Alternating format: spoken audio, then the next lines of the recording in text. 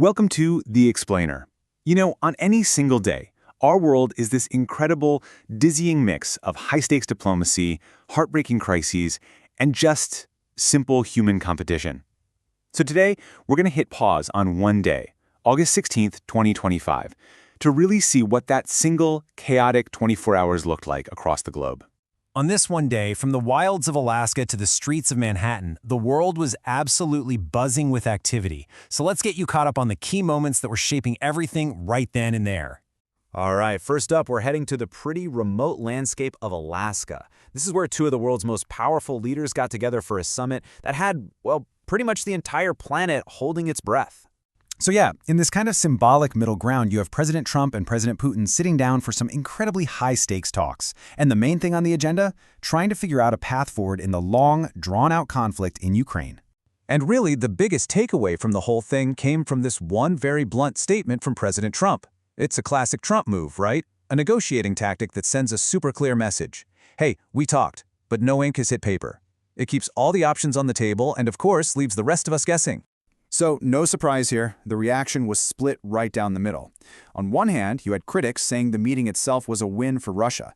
They argued it gave Putin legitimacy without getting any real concessions in return.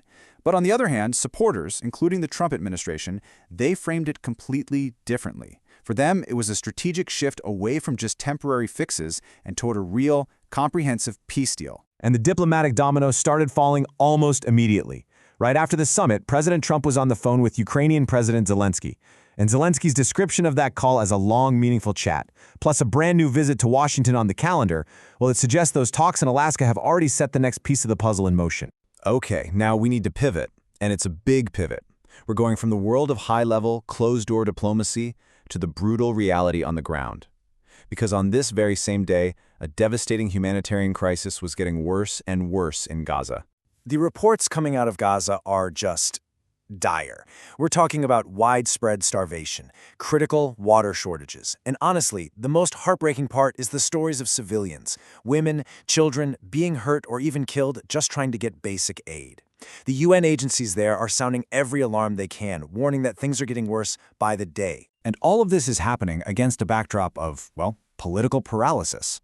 This statement on the same day from Denmark's prime minister really highlights that international stalemate. It's just a stark reminder that while people are literally starving, the political path forward on huge issues like statehood is completely stalled. Now, political tensions weren't just simmering between nations on this day, they were flaring up within them. We're going to look at two really different examples, an alleged coup plot brewing in Mali and a super controversial policy change being debated in the US.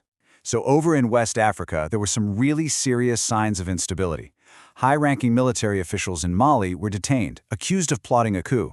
Meanwhile, at the exact same time in the US, a fierce debate was kicking off over a proposed cap on refugees, and the controversy comes from reports that it could create a preferential system, which has sparked a huge fight over the basic principles of fairness in asylum policy.